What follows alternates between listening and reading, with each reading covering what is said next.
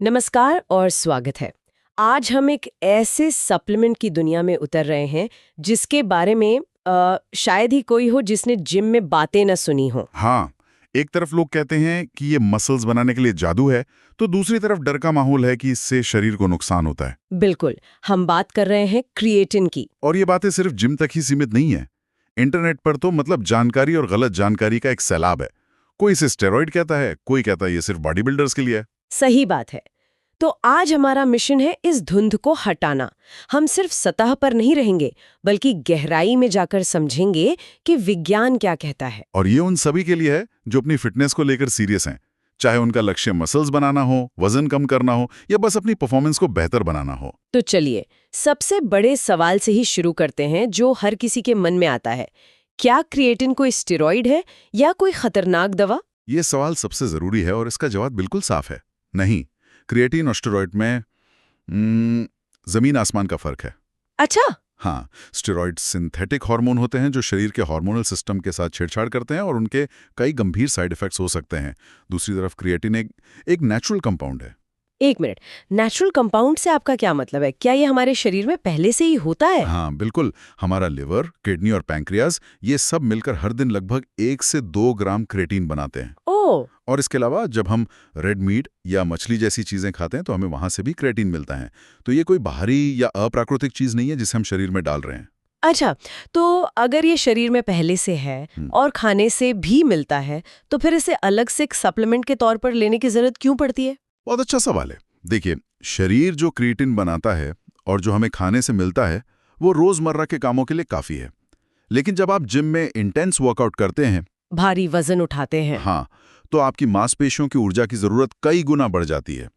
ज्यादातर लोगों की डाइट से या शरीर के प्रोडक्शन से वो लेवल पहुंच नहीं पाता। सप्लीमेंट बस उस गैप को भरता है, मांसपेशियों को पूरी तरह से सैचुरेट कर देता है। ठीक है, तो ये मांसपेशियों को टॉप अप करने जैसा है। चलिए अब इसे और गहराई से समझते हैं। आपने कहा ये ऊर्जा देता है, ये होता कैसे है? इसकी प्रक्रिया क्या है? इसे सरल भाषा में समझने की कोशिश करते हैं। हमारी मांसपेशियों को काम करने के लिए, सिकुड़ने के लिए ऊर्जा की एक करेंसी चाहिए होती है। उस करेंसी का नाम है एटीपी। एटीपी मतलब ये हमारी मसल्स का फ्यूल है, जैसे गाड़ी के लिए पेट्रोल। बिल्कुल सही एनालॉजी है। एटीपी ही वो असली फ्यूल है जो आपकी मांसपेशियों को चलाता है। लेकिन समस्या ये है कि आपकी मांसपेशियों में इस पेट्रोल का टैंक बहुत छोटा होता है। मतलब जब आप कोई भारी सेट लगाते हैं तो ये 5-10 सेकंड में ही खत्म हो जाता है। और यहीं पर क्रिएटिन का रोल आता है। एग्जैक्टली। क्रिएटिन मांसपेशियों के अंदर फॉस्फोक्रिएटिन के रूप में जमा हो जाता है। ये एक तरह का पावर बैंक या रिजर्व फ्यूल टैंक है। अच्छा। जैसे ही आपका एटीपी खत्म होता है, ये फॉस्फोक्रिएटिन तुरंत उसे वापस एटीपी में बदल देता है। मतलब ये आपके छोटे से फ्यूल टैंक को बिजली की रफ्तार से बार बार रीफिल करता रहता है। वाह, मतलब ज्यादा क्रिएटिन का मतलब है कि आप उस 5-10 सेकंड की लिमिट को थोड़ा और आगे धकेल सकते हैं। शायद 1 या 2 रेप्स और निकाल सकते हैं। बिल्कुल, और वो ही 1-2 अतिरिक्त रेप्स हर सेट में, हर वर्कआउट में समय के साथ मिलकर आपकी ताकत और मसल्स के आकार में बड़ा फर्क पैदा करते हैं। यही क्रिएटिन का असली जादू है। अब एक सवाल जो शायद हर उस इंसान के दिमाग में होगा जो वजन कम करने की कोशिश कर रहा है। ऐसे में कोई ऐसी चीज लेना जो वजन बढ़ा सकती है, सुनने में उल्टा लगता है। तो क्या क्रिएटिन और वजन घटाने का कोई कनेक्शन है? ये एक बहुत बड़ा कंफ्यूजन है और इसका जवाब हाँ और ना दोनों में है।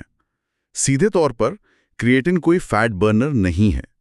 इसे लेने से आपकी चर्बी पिघलने नहीं लगेगी। तो फिर लोग क्यों कहते हैं कि ये फैट लॉस में मदद करता है? क्योंकि ये अप्रत्यक्ष रूप से, मतलब इनडायरेक्टली मदद करता है। इसके 2 मुख्य कारण हैं।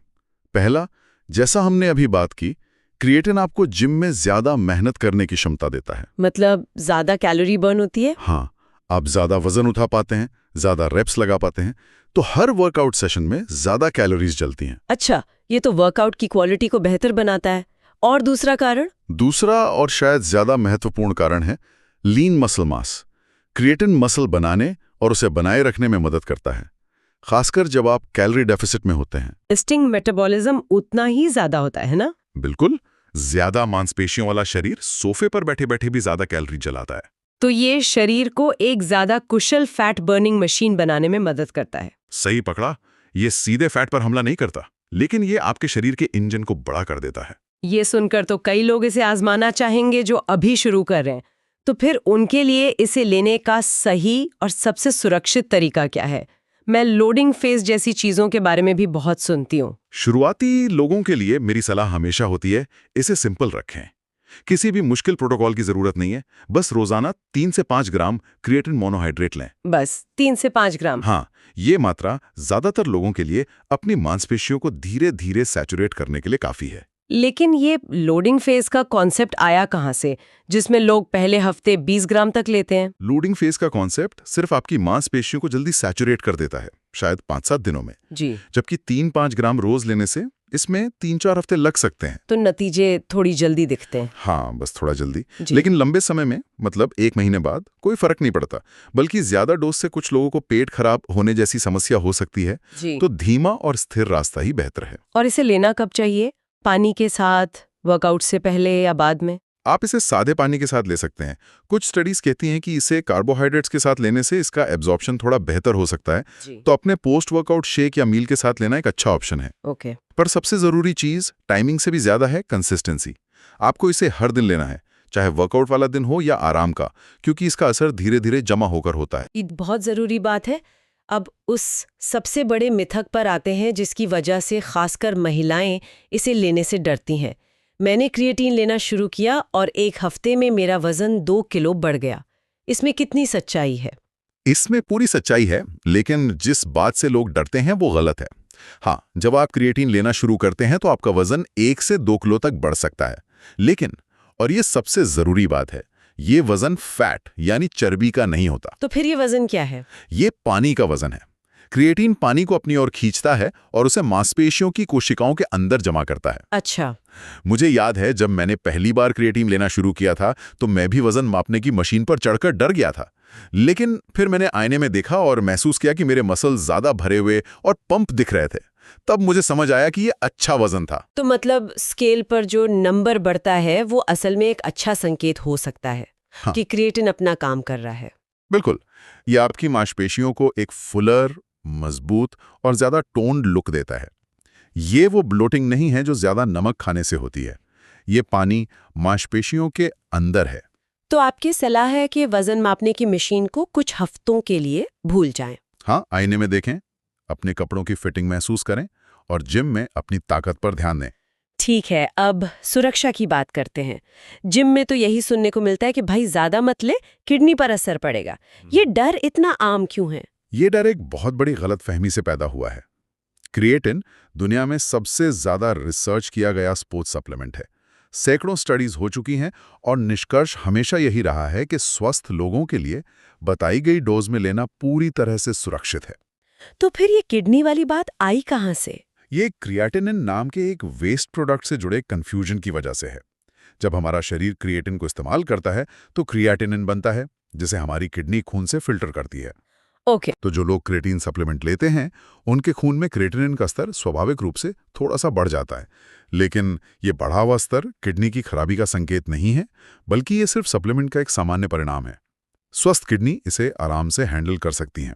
ओह, तो ये तो बहुत बड़ा मिथ है जो आज टूटा। तो एक स्वस्थ व्यक्ति को चिंता करने की कोई जरूरत नहीं है? नहीं, एकमात्र जरूरी बात यह है कि जब आप क्रिएटिन ले रहे हों तो आपको पानी का सेवन ज्यादा करना चाहिए। हाँ, हाइड्रेशन तो जरूरी है। बिल्कुल। और हाँ, एक चेतावनी जरूरी है।